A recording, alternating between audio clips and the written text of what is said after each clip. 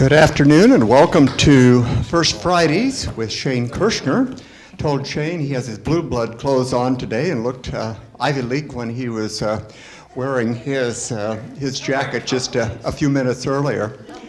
As you may know, Shane hails originally from Iowa. He's one of triplets, along with siblings Shannon and Sean. Graduate of McPherson College.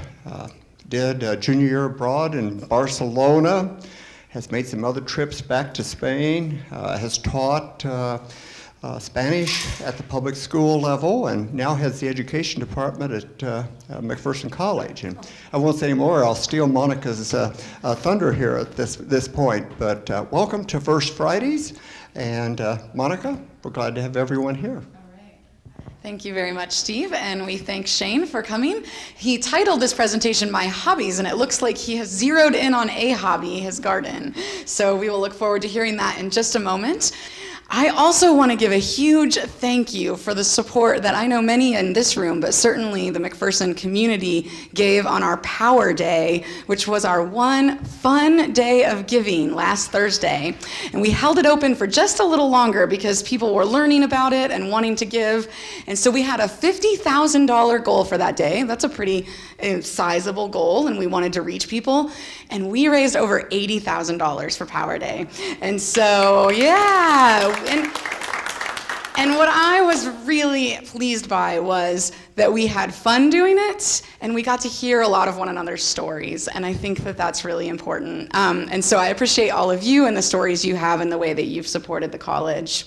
And with that, I will welcome once again Shane and say thank you so much. Okay, make sure this is working. It sounds like it is. So, yeah, I was originally going to do hobbies, and then I realized I only have one, so I have to take the plural off. So, going to just walk you through my garden. I brought a few samples that I plucked sometime after 1:30 when I left the college and ate lunch and got here. So it was a quick thing, but iris are in full bloom right now at our house anyway. So we'll start with that.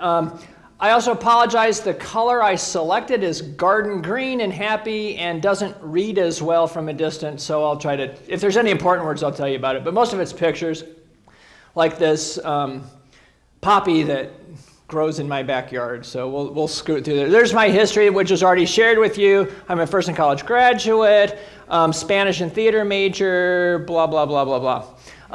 So here's my house. We live on the corner of Park and Marlin Street across from Washington Elementary School, 748 East Marlin. So that's the picture I just took as I was driving away. I took the picture and then I uploaded it here just a moment ago. So that's exactly what it looks like right now. When we moved into there, we had 3 big hackberries. Here, and here were 3 big hackberries. Within 3 years, they all fell down. 2 of them landing on portions of the house, no major damage, ripped a screen and things like that. So we've been replacing them slowly. I had a friend, a graduate, Eric Hadley, who teaches at Ferguson, Missouri. He's in charge of the nature center there. They were donated 250 trees to plant. There was too many trees for them to plant, so they gave them to me, and I was able to put them in my yard, and they're doing wonderfully. A Chinnapook oak here, a white swamp oak, and then this is a Norway maple that are in my front yard now. So, by the way, you have to just jump in and ask questions at any point because I'm just going to keep going. These are 2 panoramic views of my backyard. This one is taken from the back of the yard looking towards the house, and so a quick orientation. To the west, I have my garden plots. I took the roof off. When the shingles got bad, instead of replacing the shingles, I cut the roof off and turned it into a greenhouse. The fire pit in the middle of the backyard, and then as you look around, the fence along Park Street and flowers and gardens. This was taken very early this spring before anything had popped out. Looking towards, kind of from the patio corner towards the rest of the yard. Again, a different view of the greenhouse. This was last 4th of July. You can see all the red, white, and blue. We have our yard Jenga up and a lovely hammock back here in the corner. So that's where we hang out a lot of time in our backyard there.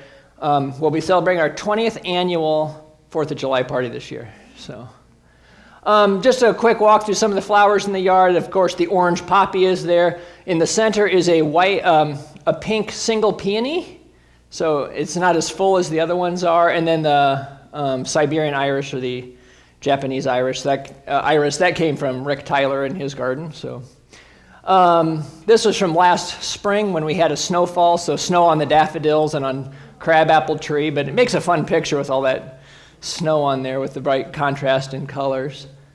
This is what you see a lot in church when I'm in charge of May for chancel decoration, so a lot of these flowers end up at church. I've been propagating all of the daffodils I can, so I have large chunks of daffodils throughout the yard.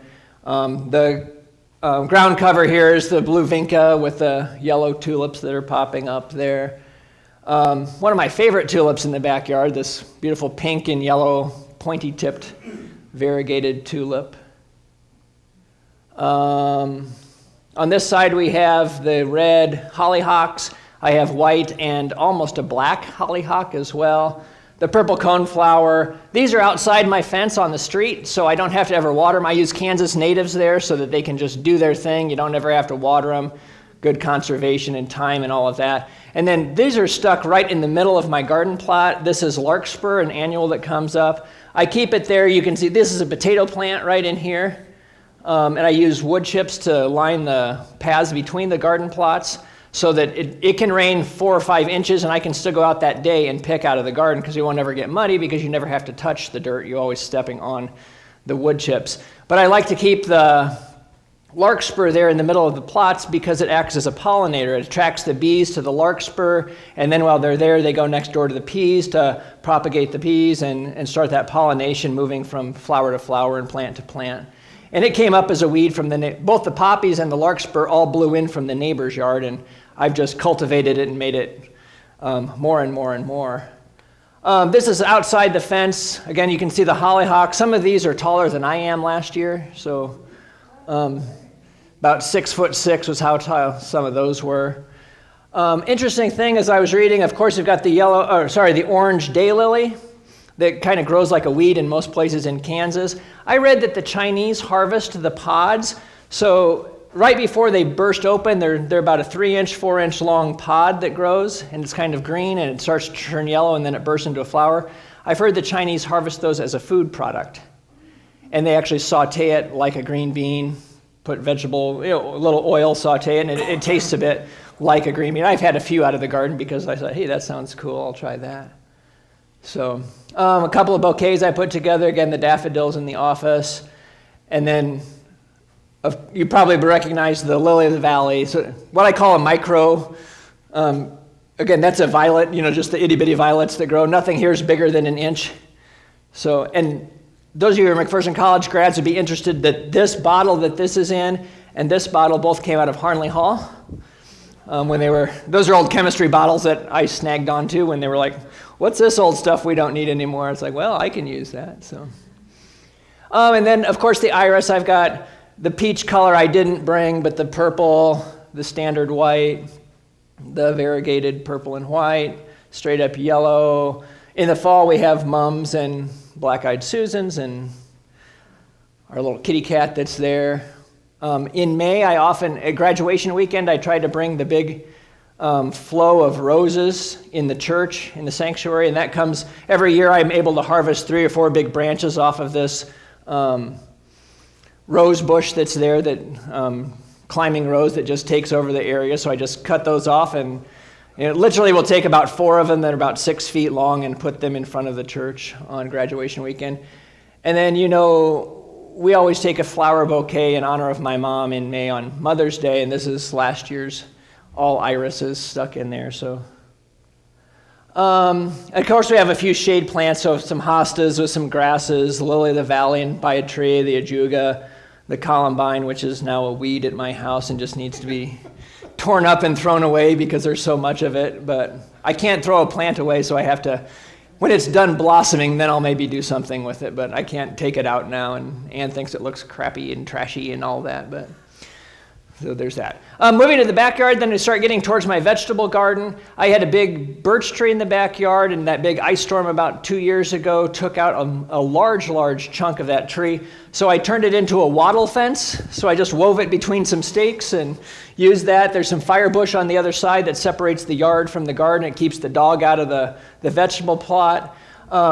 Again, I've mulched all of the pathways, so I have three beds that are about 8 feet long, 4 feet wide, and I lined them with bottles, and then put the wood chip mulch on the paths in between. The bottles are great. When you drag the garden hose through, it hits the bottle and it stops, as opposed to going and knocking all the plants over. It just hits that bottle and it stops there.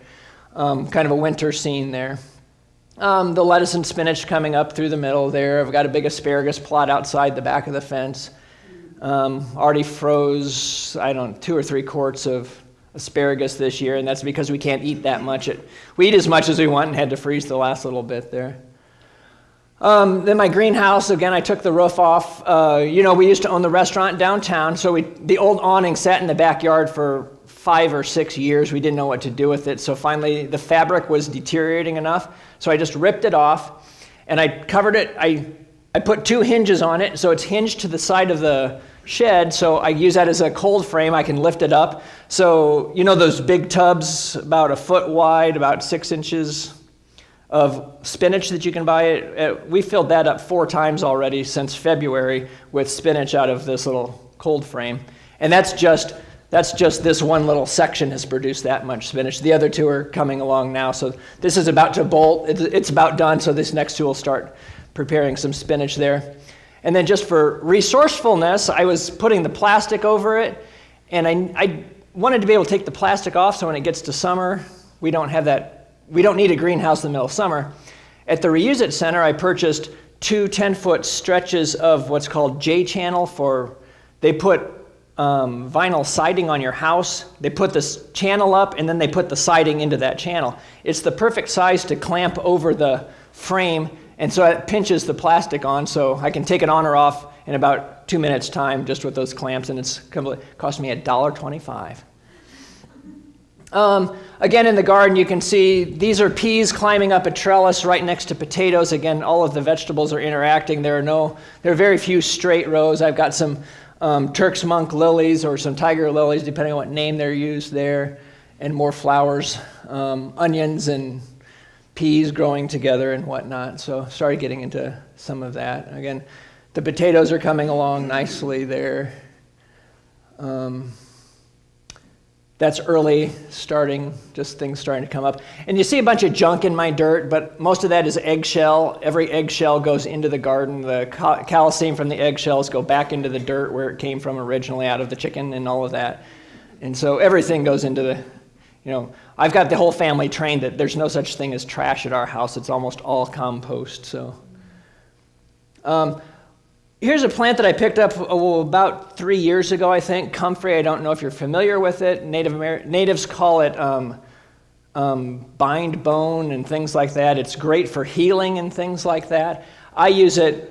Supposedly it sends a taproot down about 6 to 8 feet into the dirt, so it loosens the soil all the way down. It accumulates the minerals that live in the soil, deep in the soil, brings it up into the leaves. The leaves will be about 1.5 feet long, kind of an oval shape, about that big when it's full grown. So this shape, but about 1.5 feet, so it's literally about that big. Chop and drop, you just chop it off, you throw it back it decomposes, it turns into organic matter, plus all that nutrients that it pulls from deep in the soil goes back onto it. It also produces this lovely purple flower, which attracts a lot of bees, so again, more pollinators in the garden by having that. The hazard with comfrey, some scientific research suggests if you consume too much as either tea or eating it as it is edible, but if you eat too much, it'll shut down your liver and you'll die. So, they suggest not more than 1 serving every 2 weeks or so, or you might do that. If you use it externally, I've read stories that like a person crushes their thumb and you crush the leaves and the roots into a mash, wrap it around that wound, and within 24, 48 hours, the swelling is completely gone and it starts to heal. So supposedly that quick. Seeds or plants? I got it as a root chunk. And one issue is they say don't plant comfrey unless you never want to get rid of it. Because if you run the rototiller over it and you chop that root into 400 pieces, you'll then have 400 starts. So I took a chunk this spring. I took my shovel in and I thought I was going to get a root chunk, and I sliced only about 3 inches long and about 1/4 inch, and it was only about 1/4 of the root surface. And I planted in another section, and that plant is thriving. So it is really easy to propagate. But again, you have to use it with caution. So, and all the packages, if you read the stores, they'll talk about use comfrey with caution. But I'm at that point, I don't care anymore. So, again, compost bins. I took old pallets. I've produced 2 compost bins that are next to each other, so I have a rotating cycle. This one is almost clear full in the back. So it's just going to spend the summer composting. I'll add this one, so I'll fill up the front one. By the time this fall comes in, most of that will be decomposed. It'll be ready to go back on the garden. So this one fills up, and so every season I just rotate which bin I'm using, and it goes in. And this is what my compost looks like when it comes out. Again, you can see big chunks of eggshell in it. All the seeds. My compost is not, if you know anything about compost, good compost can get to be 150 degrees or so. It kills anything that lives in it because of the heat. Mine don't get that hot, so I just use scoops of compost. I put all my plantings in compost, and beans come up, and squash come up, and I just plant them. And they say, hey, there's a surprise that came up in the garden, and I just use it, and all kinds of fun stuff that happen there. So you have to turn your compost, or you just let it set? Yeah, I just let it set, I do keep this pole. This is a thick piece of conduit, plastic conduit that's there, and I will occasionally go in and jam that in, knowing that as it settles, it compresses, and compost works best if one of the reasons you turn it is to get oxygen and air inside there. So instead, I just kind of jab that pole in, and so it's making at least little channels where air can get in. And sometimes I throw in too much brown stuff all at once, and it creates a mesh that you can't even get into. But again, it's fun and to see what you get. I have a couple of rain barrels put together on the backside of my garage. So, with the rain recently, I've been trying to use my water because I want to catch the next batch, but I just can't use it fast enough. I picked up these 2 barrels over at the place where you get LP gas over by the airport. What are the gas companies over there? Hannah painted them. She painted this one with sunflowers. She started to paint this one. I opened them up and found out they had oil in them, so now I won't use them for rainwater collection because I'll be poisoning my ground. Instead, I'm going to fill them with water, paint them black, and put them in the greenhouse. So in the winter, the sun will come in, hit that black wall of that, and heat that up, and it will help stabilize the temperature. So at night when it gets cold, the heat will radiate out of those barrels of water, and then in the summer it heats up. In the winter it'll heat up again. In the summer, kind of shade them as best I can, and that also helps to mediate that temperature because it takes a long time for that much water to raise a degree or 2, so it helps stabilize the entire temperature of the greenhouse. So I'm looking for 2 more barrels. If anyone knows where to get 2 more plastic food grade barrels, let me know. So. Dog waste. Hey, we've got a big German Shepherd type dog at our house. I read about this and I've tried it. I took this old trash can, I buried it in the ground other than the top 3 or 4 inches or so. I cut the bottom off before I stuck it in the dirt. So now the dog, instead of bagging the dog waste and throwing it in the trash, we scoop it on the snow shovel, throw it into the barrel, put a little Rid-X and some water in there, the Rid-X that you'd put in a septic system, and that just decomposes the dog waste. I've had that for about 5 years and it's never filled up because it just keeps decomposing and goes back in. Now, when we're out on a walk, we'll take a bag and clean up the dog and throw that in the trash. But if it poops in the yard, we just try to put it in here so at least we're not putting those plastic bags in the landfill. At that time, they're supposed to go in at some point. So, again, I have my greenhouse. I use it mostly for overwintering. If I keep the door shut on a day like today, it would easily get up. I had about 105 in there the other day. It won't get as hot now because the neighbor's shade tree is covering it, but in early spring, it's really hard to grow plants in my greenhouse because I don't have good ventilation yet. It will be 55 at night in the greenhouse, and it will be 105 in the middle of the day. And plants do not like a 50-degree temperature change in a 12-hour period. But it is fun. Janelle Claire, if you know her house, she has a ginormous, huge Christmas cactus. I asked her for start. She gave me just a big chunk. I took every chunk and broke it into individual pieces. And you can start a new plant off of each one of these little pieces. So I've got about 40 starts in that one pot there. All my tropicals came in for the winter. There's a Boston fern, asparagus ferns. I dig up all the begonias. I put all the begonias in the yard, in the dirt. And then in the fall, I dig them all up. I pack all the begonias into one big round pot, and then they winter over. I have not purchased new annuals for that section of the yard for 3 years. This will be the third year in a row that these begonias just keep recycle. They grow, they get big, trim them back, put them in a pot, put them in the greenhouse, pull them out in the spring, and there we go again. So the results, again, this is a Gerbera or Gerber daisy that was in there. It's already blooming. Same pot as last year, I just pulled that out. That Boston fern, this is all new growth coming in on the Boston fern. And here's another fern that was in the greenhouse. That's other stuff that I planted in there. But this is where my begonias will all go here by the shade tree of the birch in the backyard. I did an aloe experiment. Irvin Stern had a giant aloe plant that I picked out of the greenhouse years ago. It got so heavy I could barely lift the pot because it was so dense. So I drug it over to the garden, I dug a trench, and I planted all of the aloe I could find in a trench in the garden, just like you would plant corn or vegetables or anything else. It loved it so much that it sent up this shoot, and I didn't know if you know that aloes bloom. So this is what an aloe bloom looks like.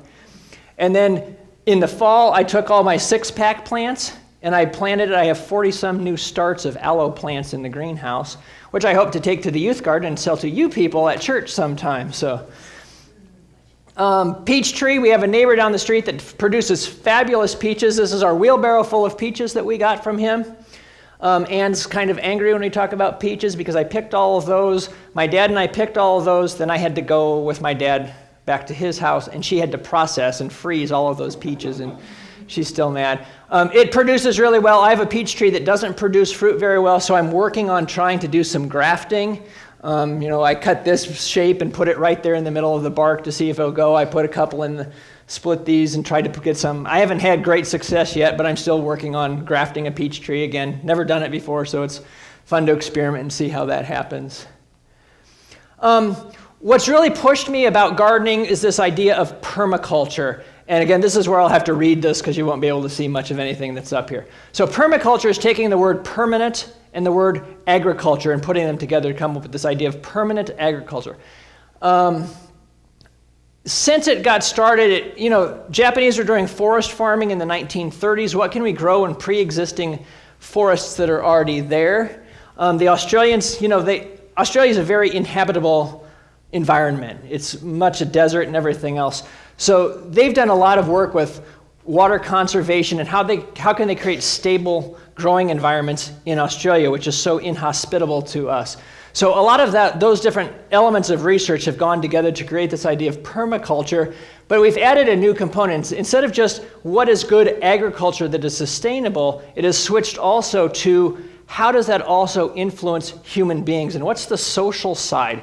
If we're going to grow together food, how do we also grow together as human beings? And so that idea of society in gardening also fits. And so all the stuff I've showed you so far is now being influenced by these ideas of permaculture and sustainable human habitats and those kinds of things. How do we care for the earth and care for people and return everything back to the earth from which it first came? So part of that dog waste, for example, goes in there. How do I reuse the awning from a Meeks to make it beneficial to the garden and produce food for the rest of us?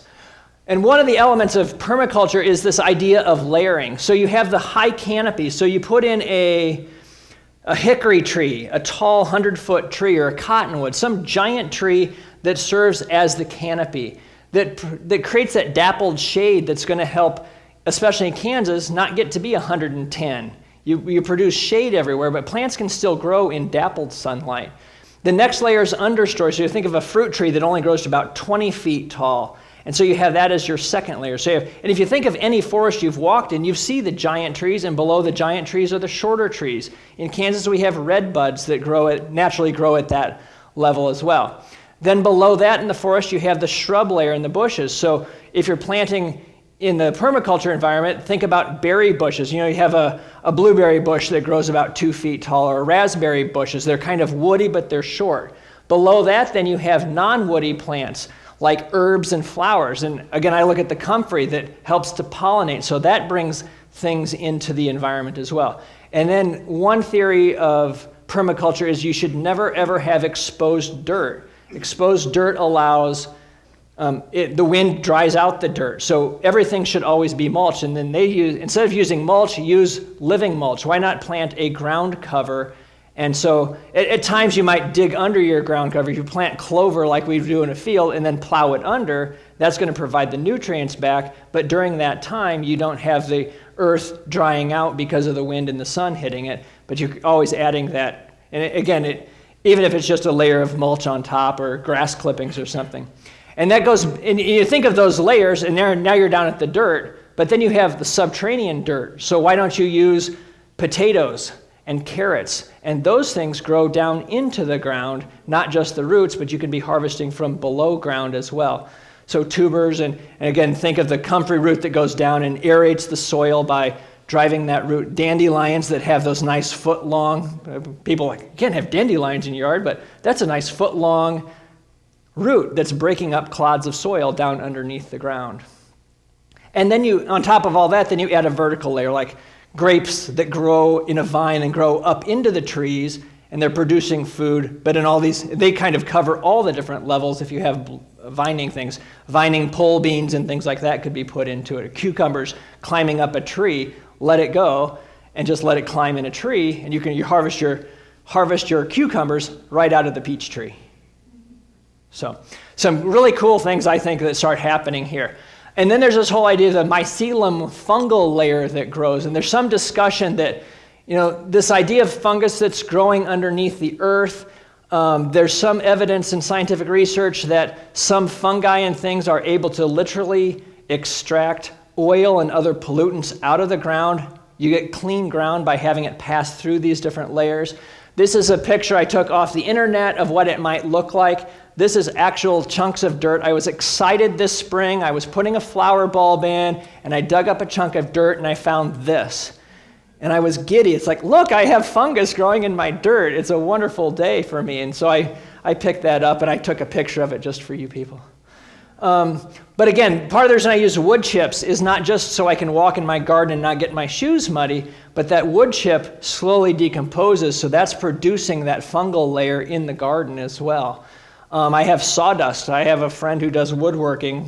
One of Christopher's friend's dads does woodwork. He brought a 55-gallon drum plus more of mostly white oak from his woodworking projects, and we just dumped it right in the garden.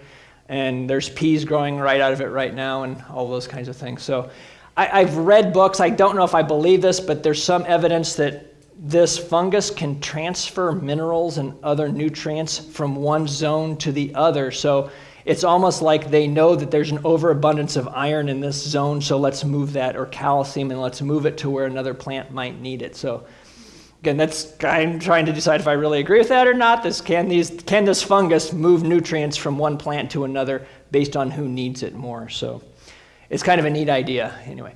Another component is this idea of guilds. The common Native American guild is the Three Sisters Guild, where you plant corn and beans. So the beans vine up the corn.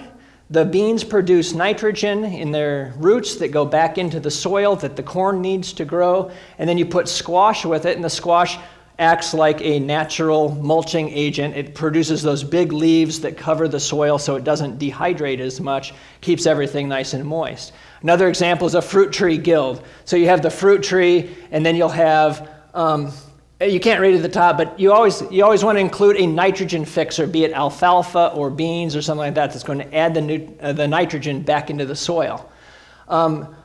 Planting garlic and onions and things like that around the fruit tree keep the insects down. And if you have insects that attack the apple tree, if you put a bunch of garlic and whatnot around that, then that's going to deter. Marigolds as well deter insects. So put those kinds of things to keep the insects from attacking as much.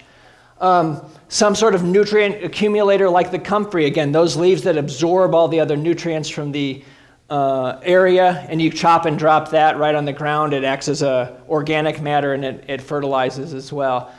And then you can plant some types of plants. Again, the marigold, for example, is a repellent, and some plants attract insects, some attract bad insects as well. That, if you produce certain flowers that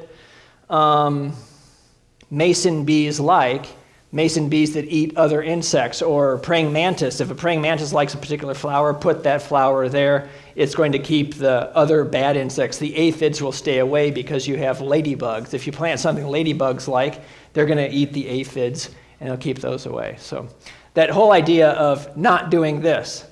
Typical American field is a monoculture versus this kind of, here we have marigolds, what look like beans, cabbage. It looks like some dill popped up right here in this row of beans, but this is not my picture. That's a borrowed picture.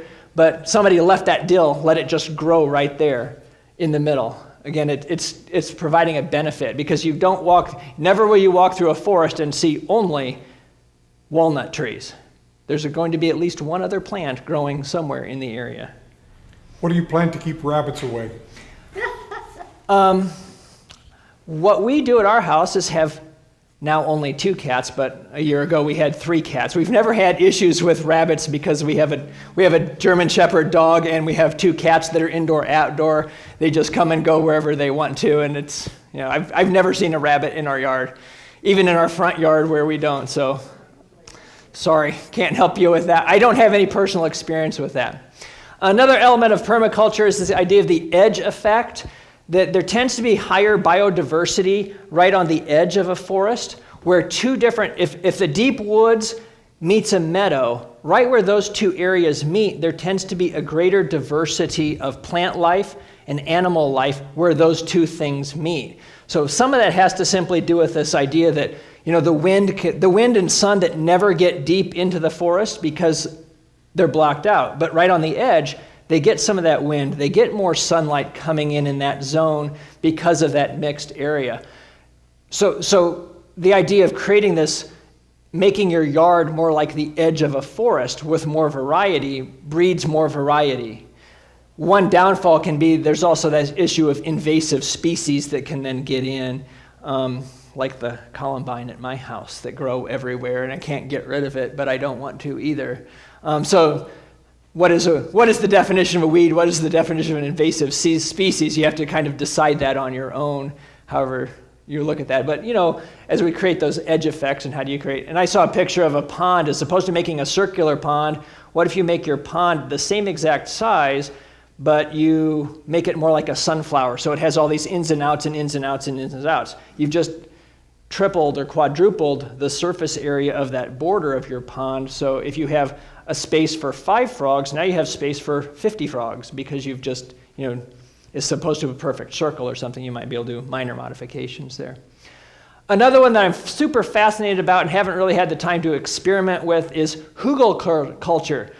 Sepp Holzmann or Holzer or something like that, a German man, kind of created this idea. You chop a tree down, so hopefully it's a tree you want to take down anyway, and you lay the logs, however big they are, big trunks of trees and smaller branches of trees, lay them on the ground, cover them with brush, and then as you go, you start covering all of that with dirt. You might use some mulching material, and you just cover it. And then over the years, those giant logs will start to decompose. And if you've ever been in the woods and you've seen an old stump that's there or a rotten tree, the thing can be like as big around as the table, but one person can go and pick it up because there's nothing to it anymore, but it's really spongy. And so the idea is as this stack of lumber starts to decompose and it turns into that sponge for nutrients and moisture, and then you're growing on top of that, then the roots start going down in there, it's going to continue to decompose. And over the years, then you have this beautiful mound of rich soil, and it creates its own raised bed. So you don't have to, you're not working on the ground in the dirt has come up to you. And I've heard of some people taking it where you put 2 troughs of lumber on either side, about 6 feet apart, and then you get in the middle and you dig the dirt out from where you're standing and you put it on either side, so that lowers where you're at, and you end up having a 6-foot high berm on either side, and you can just plant right there. Now, here's an example of one. You see that looks to be 4 feet high or so from the surface of where the grass is. The other thing about permaculture is, again, that there's no monoculture here. It looks like lettuce is growing right in here. There's some flowers, some vine things, and maybe some squash over in here. But the flowers are intermixed with, if you like a garden with straight rows and like we're accustomed to thinking about, this is not that. But again, to me, it's a very fascinating thing. When that big birch tree fell down in my backyard, I used the small branches and made that little wattle fence.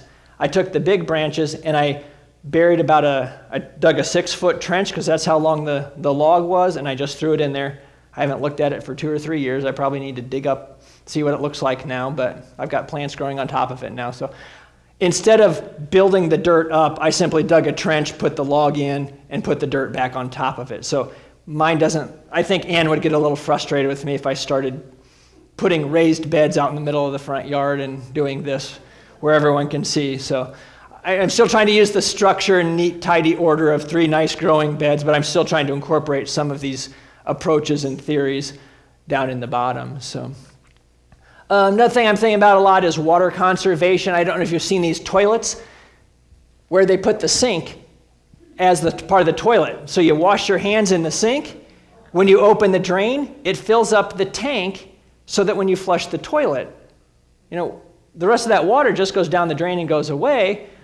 Usually your hand water is not very dirty. It's certainly acceptable for your toilet, I would think. So something to think about. Or building swales. Again, we live in Kansas where everything's flat and it just kind of pools and does its own thing. But if we lived in a slightly hilly terrain, to build a little swale to gather that water, so it makes a little trough so that for 24 hours after the rain, that little trough is filled with water that's slowly going to seep into the earth as opposed to all of it run down into the gully where it needs to go. We can slow down that. And there's this ancient desert idea of the Aloe, which is a terracotta, unglazed terracotta pot. You bury it down in the earth, you fill it with water, and because it's porous terracotta, the water just slowly seeps through. So once a week, you fill up that little container to the brim with water. It slowly just oozes out through like any terracotta pot would into the ground. There's ideas where they've taken a double Aloe, where they take one terracotta pot, surround it with another terracotta pot, fill it with sand, and then put water on that sand, and then put a lid over the whole contraption. And through the wicking process of the moisture being extracted, they can lower the temperature inside that inner pot to about 50 degrees, so it's a form of desert refrigeration. Now, it's not going to get to the idea of ice water and things like that, but it's going to at least lower that temperature, sometimes 20, 30, 40 degrees, just using moisture wicking and terracotta. So some neat inventions that have been around for generations and probably even centuries. Another thing I do is a lot of seed saving. Like the beans come out of the pods. If you don't get everything harvested at the end of the fall, it's fine. You can go back in December and harvest the rest of the pods. And then I spend my winter in my house at the counter shelling the beans, putting them in plastic bags. So these are the hollyhock seeds, sage, squash, marigolds maybe, coriander, or what's the other name for coriander when it's a plant? If it's a seed, we call it coriander. Cilantro. Cilantro and coriander are the same thing. Cilantro is the leaf we put on our Mexican food. Coriander is the seed we grind up and put in some of our items there. So I'm ready to plant my herb garden at any rate. I've got a lot of that stuff ready to go. So you don't have to buy new seeds? Well, okay, so I was at Ace Hardware last fall, and if you time it just right, they had this red gallon bucket by the front door saying free, take as much as you want. So no, I didn't buy any, but I got a whole bunch of Now, some people, there is some legal, and Roger, you might know the legal issues around this, that because of Monsanto, and I'm going to just throw out the names here, make sure you get this on tape, Chris, Monsanto and everyone else are suggesting that if you take one of their seeds and you save the seed, you are now breaking patent laws, and you cannot harvest seeds and use them for this purpose. And Legally you can't. yeah, legally you can't, so this never happened here. But yeah, I won't buy any beans at all this year. I have enough saved from last year. I bought some peas because I didn't have any good ones. Sometimes they get too old, but hollyhocks, I just saved them because it's fun to save and things like that. And I probably won't plant any because I have so many hollyhocks. If anyone needs hollyhock seeds, let me know. Do you want white or red or almost black? Because I've got all of those, and I'm going to try. I saved petunia seeds because, again, I was just trying to save petunia seeds to see if I could do it. So I did not do a very good job of propagating early in February and things in the greenhouse. Do you do icon radishes to open up your soil? I haven't, but Why not? because I haven't. Because comfrey's a lot more invasive. Yeah. Daikon don't. Yeah, it's a plant that you can harvest and be done with, and you can eat it if you want to. Yeah. So, again, more propagation. Here's a up-to-date picture. This is a 6-pack, and so those would be like two aloe vera plants in one 6-pack. So, and I've got like 4 of those, and the aloe vera coming along. Trying to get this little sweet potato that Ann purchased at the grocery store, and it started to sprout at the top, and we weren't eating it. So I said, just give it to me. I'll go put it in the greenhouse. And so hopefully we'll get some roots here, and then that will produce some slips at the top, and then we'll pull the slips off and let them root, and then we'll plant all of those. And because I think sweet potatoes are great for growing in Kansas. If you put some toothpicks in it, keep the weight off of the bottom, they'll sprout better. Okay, see. All right, you get some. Potting soil in this? Oh, no, compost. The compost, and what I often do is, like, when I'm cleaning out the compost bin, I'll shovel it all into the garden plot area if there's a open space there, and then I kind of mix it in with a little dirt that's there and a little compost, and then that becomes. But again, the church youth group did a little planting some bulb activities, so there was a half a bag of soil left over there, so that came home to my house. I had to do some potting for our teacher ed banquet that we did the other day. I potted all of the pots for our centerpieces on the table, so I didn't have enough of, and I thought it'd be a little rude if people start taking these, because we wanted students to take the pots home, and if like peas start growing out of it and grass and a squash. So I used more clean potting soil for that, but I do buy some, but I tried to use my own as much, but I bought organic this time. So. Again, here's the Christmas cactus, but I think this is made, or maybe it was this one. Like, there's a peach tree or something growing out of the Christmas cactus. Again, that's because I use compost for everything, so who knows what's going to come up there. Here's a close-up picture of those begonias that are coming, and airplane plants that are all over the place in there. This is about a 4-year-old pineapple. You've always heard that you can cut the top off a pineapple, and if you stick it in dirt, it will root, and sometimes they do. This one did, and it lives in a giant pot with a manvilla vine that just sits in my backyard, and then when winter comes, they all go in the greenhouse. So this will be its 4th season, I think, for that pineapple plant. I don't know if I'll ever get a pineapple off of it, but it's fun to grow and see if it can survive. And they're very, very sharp and dangerous little plants. I'll cut you if you're not paying attention. So, all right, that's all I have about that. I don't claim to be an expert on any of this. I think it's just fun to experiment, and if stuff dies, that's cool too. We can grow bindweed really well. I can too. What do? You just cut it off? Well, people make fun of me, mostly my family, and just to pick on John Burkholder, who's not with us. I heard the story when I was a college student that John Burkholder would hire the Clary children, Evan and Nathan, to go over to the house and mow when they were spent all summer up in Michigan. And John had instructions that said, if you see something that's not this, please get out on your hands and knees with a Q-tip dipped into the pesticide and brush the leaves of that, and it will kill it, and it will kill only that. And I just planted that in the back of my mind. I heard that story when, again, Evan and Nathan, who are now graduates of college, were middle school, high schoolers at the time when I heard that story. And so 2 weeks ago, I was on my hands and knees with my Roundup with a paint. I actually used one of Hannah's paintbrushes from her art collection. And I was out painting the leaves of bindweed because I didn't want to have to kill all my grass. That whole, where the fire hydrants live on a corner, I have a sidewalk this way and a sidewalk that way. That whole area was filled with bindweed and grass. And I didn't want to have to replant the grass. So I did spend about an hour and a half with my paintbrush and my Roundup, and I was painting, and almost all of it's gone. Painting meaning how much of the leaf? The whole leaf? As much as I could get. I know, it's a pain. But the only way I know to truly get rid of it is to weed kill it. Bindweed is just, its root system is so networky and invasive and it goes everywhere that I'm surprised you used that. Right. I'm surprised you used I have it because I bought it years ago.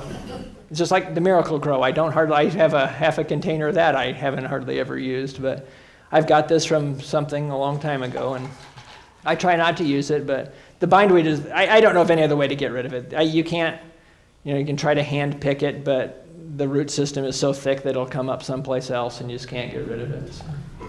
I found out with bindweed where it's growing through mulch or something that where there isn't grass around, keep it nipped off for about 3 years, then it clears up. But don't let it grow up, nip it every Right, Eventually it doesn't have enough energy to live, but the idea of, you have to be very vigilant of that. Another thing I use is, again, my family makes fun of me, but they're starting to accept me. When we cook spaghetti at our house, I drain the noodles on the patio because weeds can't tolerate too much boiling water. So I literally will take the spaghetti pot with the lid and hold the lid so the noodles don't fall out, and I'm pouring it as I'm walking around on top of, I don't let the noodles fall out, it's just the water, but that boiling water goes, and you come back a day later and they're starting to shrivel up. And sometimes it takes 2 doses of boiling water to kill the weeds, but we have a little brick patio outside our back door. So I go out and I dump my boiling water from the, and now Dad, do you want to drain the noodles for us? It's like, yes, I'd be happy to. I'd be delighted to drain those noodles so that, otherwise that water goes down the drain. There's nothing wrong with that water. People are extreme. Kendra Flory maybe?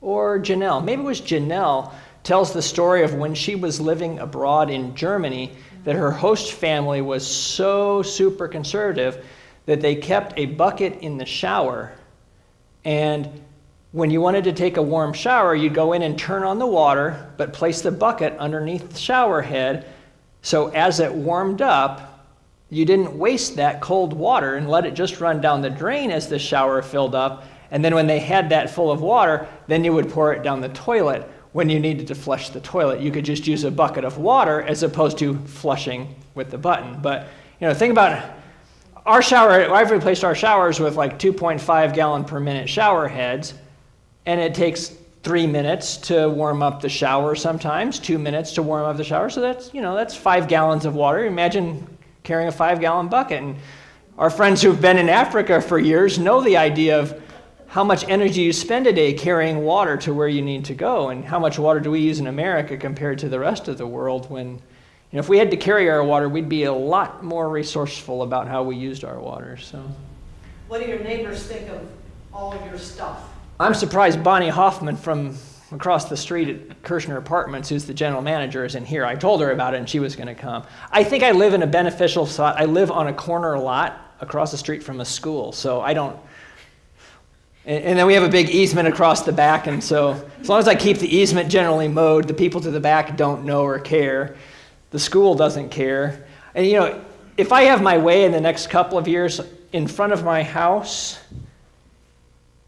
I would like to go in about 3 feet or 4 feet back from this sidewalk. I'd like to put a lovely white picket fence here on both sides of that sidewalk, and then put a cutting garden so the kids on their way to school can stop by and harvest flowers to take to their teachers. Every day that there's a springtime, you can like grab your flowers and I don't know if I want to leave the clippers out for the little kids to play with, but I'll just meet them out. Hey, it's flower day. Who needs a flower for your teacher?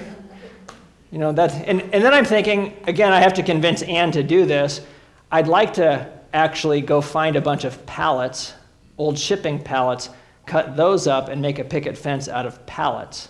Because I think if I paint it all white, it will still look okay.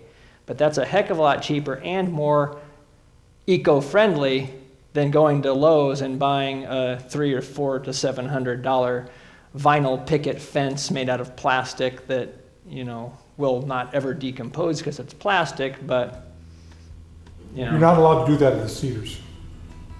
Pallets. Pallets?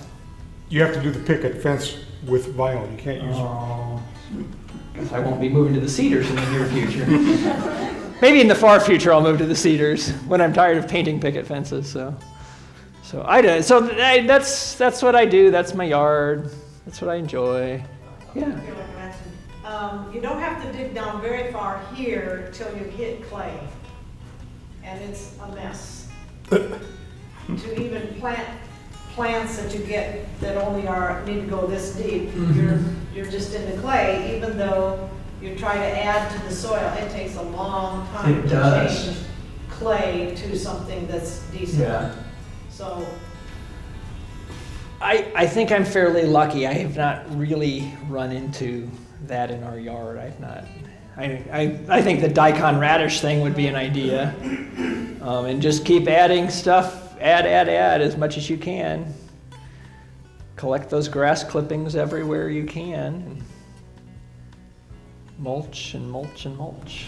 And the more earthworms you have, they'll go down and help that also. we have good earthworms this year. Yes, we do. All over the sidewalks this week. Yeah. So. Well, I want to affirm that you seem to have a second hobby of photography because there's some very nice photos in there. So thank you. We all want to thank you for sharing. It'd be my cell phone that does those photos. Yeah, for sharing just the joy of your hobby, but also some of the really interesting tips and different ways to think about growing things around us. Thank you so much. It's fun. It's fun.